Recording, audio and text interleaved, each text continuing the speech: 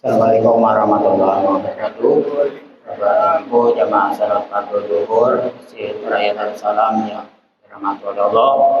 Sebelum kita mengikuti rangkaian tausiah pada siang hari ini, kami sampaikan hasil selawatan pada hari Ahad tanggal 11 Desember 2022 telah kami terima sebesar Rp1.191.000.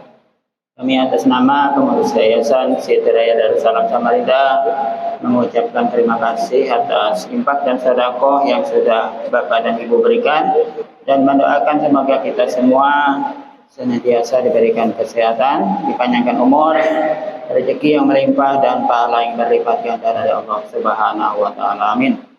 Selanjutnya kepada jamaah yang ingin berinfak atau berwakaf tanah untuk kegiatan pembangunan madrasah Masjid Raya Darussalam Samarinda sebesar Rp800.000 per meter persegi, atau sekedarnya bisa menghubungi di Sekretariat Masjid Raya Darussalam Samarinda, Jalan Kiai Haji Abdullah Marisi nomor 1. Baik jemaah sekalian, selanjutnya langsung saja kita ikuti rangkaian tausiah yang insya Allah akan disampaikan oleh Al-Mukarram Bapak Haji Hairi Abu Sairi LCMA. Untuk itu kepada beliau waktu kami persilakan.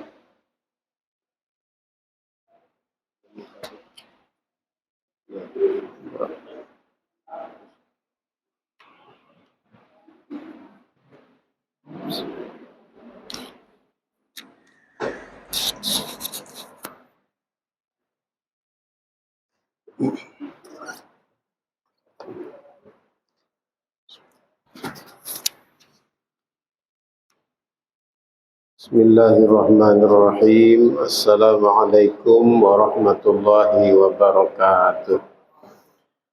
Alhamdulillahi rabbil alamin. Wassalatu wassalamu ala asyrafil anbiya wal mursalin wa ala alihi wa ashabihi ajma'in. Amma ba'du. Bapak Ibu jamaah salat zuhur rahimakumullah, kembali pada kesempatan yang berbahagia ini ulun akan membacakan tentang kisah-kisah orang yang taubat.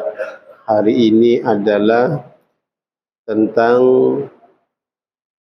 seorang yang pendosa yang di akhir hidupnya malah menjadi seorang wali Allah Ta'ala.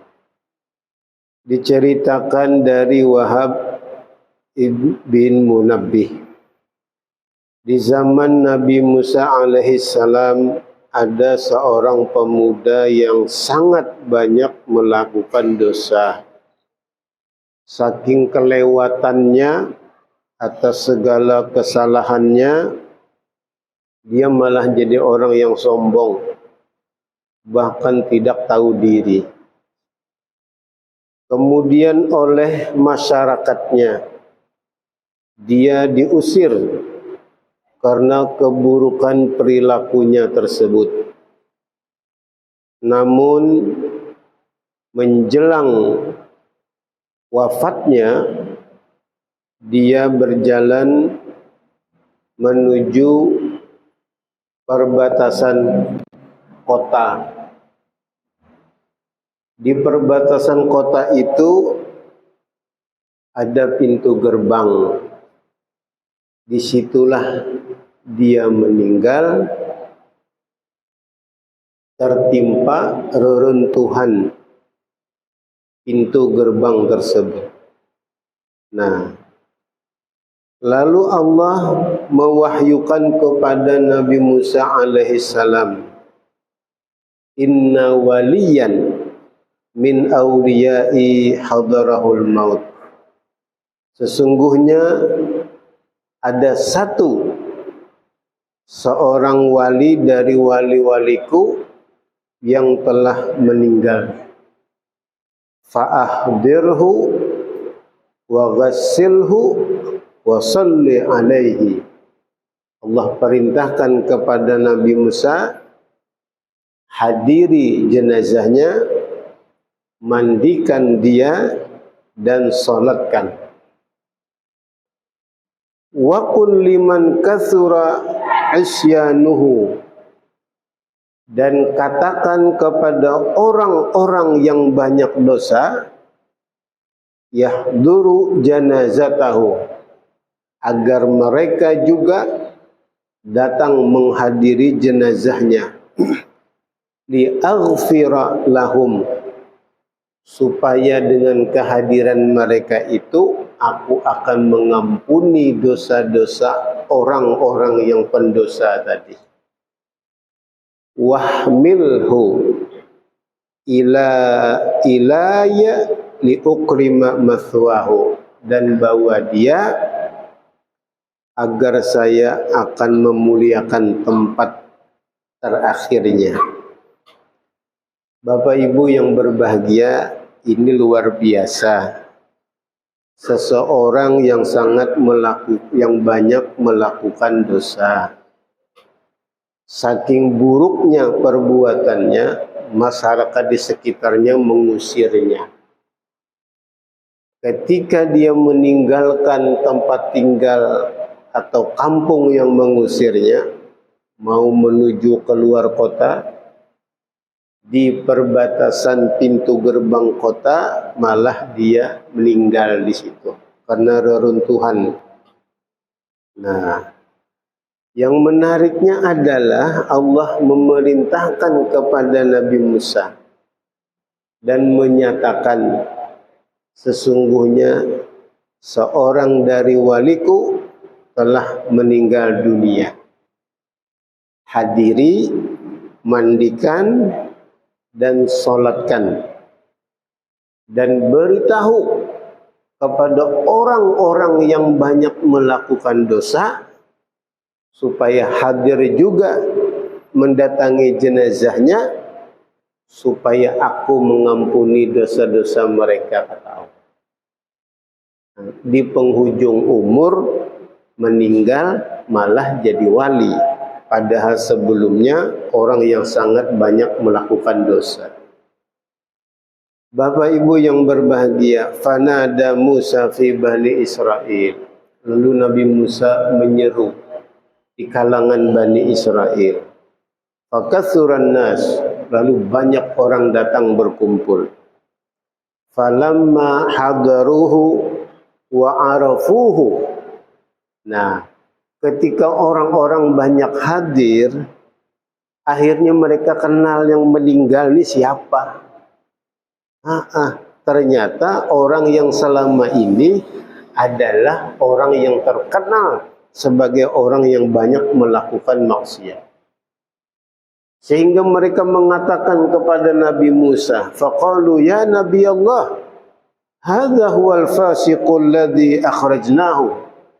Ini adalah orang fasik yang pernah kami usir sebelumnya. Wahai Nabi Allah, ini adalah orang fasik yang telah kami usir sebelumnya. Mendengar pernyataan kaumnya, fata'ajjaba Musa dzalik. Nabi Musa jadi heran.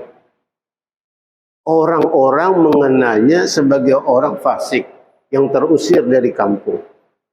Tapi kenapa Allah menyuruh beliau dan menyuruh masyarakat untuk menghadiri jenazahnya, memandikan, mensolatkan. Bahkan khusus kepada orang-orang yang berdosa, Allah minta hadir juga. Sebab dengan kehadiran mereka pada jenazah ini, dosa-dosa mereka akan Allah ampuni. Makanya Nabi Musa heran, kok jadi begini? Nah, lalu di tengah kebingungan Nabi Musa, Allah berfirman lagi kepada Nabi Musa, mewahyukan kepada Nabi Musa, sadaqu, mereka benar. Apa-apa yang orang-orang katakan itu benar. Wahum syuhada'i, iya, mereka memang adalah saksi-saksiku di permukaan bumi. Tidak salah ucapan mereka bahwa orang ini adalah orang fasik yang telah mereka usir. Nah, tapi, illa annahu lamma hadaratul wafatu fi hadhil khirbah, ketika dia menjelang meninggal di pintu gerbang perbatasan kota, dia menoleh kiri kanan falam yara hamiman wala sadiqan. Dia tidak menemukan siapa-siapa, tidak ada lagi kawan akrab, sehingga dia merasa ra'a nafsahu gharibatan wahidatan dhalilatan. Akhirnya dia melihat dirinya sendirian sebagai orang asing yang dijauhi oleh masyarakat, dhalilatan dan hina. Karena tidak disenangi oleh orang lain. Di saat itu farafa'a basarahu, ini Allah yang menceritakan kepada Nabi Musa, kenapa jadi begini orangnya. Farafa'a basarahu ilayya, lalu dia mengangkat pandangannya kepada saya, ke langit lah istilahnya. Wa qala ilahi abdun min ibadika gharibun fi biladika. Wahai Tuhanku, seorang hamba dari hambamu terasing di wilayah kekuasaanmu.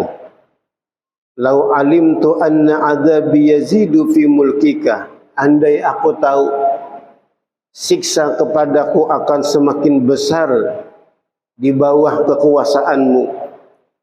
Wa'afuka anni yunkisu min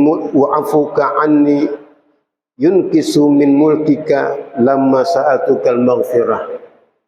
Andai aku tahu juga bahwa dengan keampunanmu, sehingga akan berkuranglah dengan keampunanmu dari kekuasaanmu, maksudnya dengan kekuasaanmu yang mampu untuk memaafkan aku, niscaya aku akan memohon ampunan kepadamu. Bahasa mudahnya, ya Allah, saya tahu dengan kekuasaanmu siksa kepadaku akan semakin berat. Tapi juga dengan kekuasaanmu untuk memberi maaf, maka kesalahanku pun akan jadi berkurang. Oleh karena itu, aku memohon ampunan kepadamu. Walaisa limalja'un wala raja'un illa anta. Tidak ada lagi bagi saya untuk tempat mengadu dan memohon kecuali hanya kepada Engkau. Wa qad sami'tu fima anzalta annaka qulta. Saya juga sudah pernah mendengar bahwa Engkau pernah berfirman, Annal Ghafurur Rahim. Aku adalah Tuhan yang Maha Pengampun lagi Maha Penyayang. Fala tukhayyib rajai. Ya Allah, jangan sia-siakan harapanku. Artinya mudahnya, ya Allah, sekarang saya sudah sendirian, tidak ada siapa-siapa lagi. Di hadapan kekuasaanmu, aku tahu siksaku akan tambah berat. Tapi di hadapan kekuasaanmu untuk mengampuni aku, dosaku hilang. Tidak ada yang bisa mengampuni, dan aku juga tahu bahwa Engkau pernah berfirman, Annal Ghafurur Rahim. Aku adalah Tuhan yang Maha Pengampun lagi Maha Penyayang. Fala tukhayyib rajai. Ya Allah, jangan sia-siakan harapanku. Aku mau minta ampun kepadamu. Menjelang wafatnya dia berkata begitu. Nah, kata Allah kepada Nabi Musa, Ya Musa, afakana yahsunu bi an aruddahu. Bukankah dia sudah baik kepadaku dan aku menolaknya? Ini orang sudah bersikap baik kepadaku, apa aku menolaknya?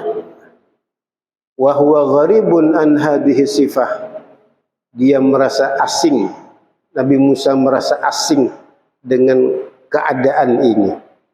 Wa qad tawassala ilayya bi wa tadarra'a bi baina yadayya. Wahai Musa, dia sudah bertawassul dan meredakan diri di hadapanku. Wa izzati, demi kemuliaanku, law sa'alani fil muzlimin min ahli al-ardi jami'an law wahabtuhum lahu lidhilla ghurbatahu. Ya Musa, ana kahfil gharib wa habibihi wa tabibihi wa rahimihi. Wahai Musa, aku adalah kekasihnya, aku yang berbuat baik kepadanya, dan aku yang menyayanginya. Nah, Bapak Ibu yang berbahagia, akhirnya Nabi Musa faham apa yang menjadi komentar oleh orang-orang dan apa pandangan Allah. Bapak Ibu yang berbahagia, banyak hikmah yang kita bisa ambil. Satu yang paling utama, tidak disangka-sangka.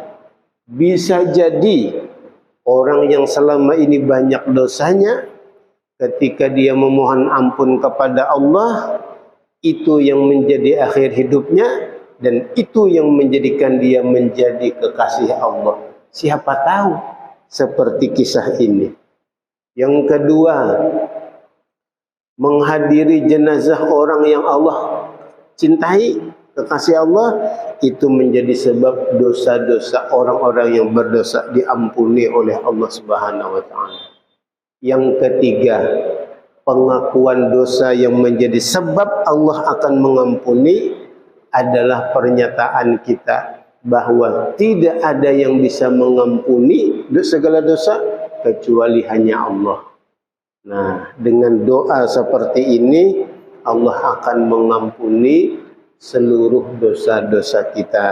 Bapak Ibu yang berbahagia, mudah-mudahan kisah ini menjadi inspirasi bagi kita menyempatkan diri, mengasingkan waktu kita antara diri kita dengan Allah. Di saat itu kita menyatakan segala kehinaan diri kita di hadapan Allah. Mudah-mudahan Allah mengampuni kita. Mudah-mudahan kita termasuk orang yang Allah kasihi di sisinya. Inilah sedikit yang bisa ulun bacakan. Mudah-mudahan seiring dengan taufik dan hidayah Allah. Hadanallahu wa iyyakum ajma'in. Wassalamualaikum warahmatullahi wabarakatuh. Bismillahirrahmanirrahim. Alhamdulillahirabbil alamin. Wassalatu wassalamu ala asyrafil anbiya wal mursalin wa ala alihi washabihi ajma'in. Allahumma anfa'na bima 'allamtana wa 'allimna ma yanfa'una zidna 'ilma. Allahumma faqihna fid din wa lana ta'wil. Rabbana atina fid dunya hasanah wa fil akhirati hasanah wa qina adzabannar. Wa sallallahu ala sayyidina Muhammad. Subhana rabbika rabbil izzati amma yasifun. Wassalamu ala mursalin walhamdulillahi rabbil alamin. Taqabbalallahu.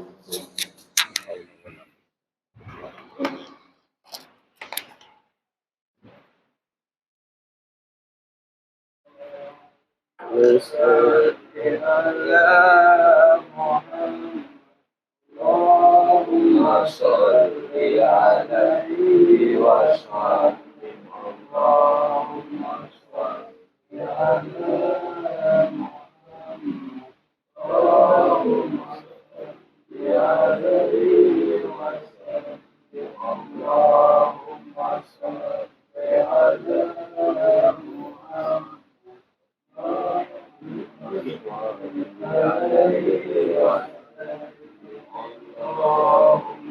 salli ala Muhammad. Allahumma salli alaihi wa sallim. Allahumma salli ala Muhammad Rasulullah. Ya Rabbi salli alaihi wa sallim. Bismillah wa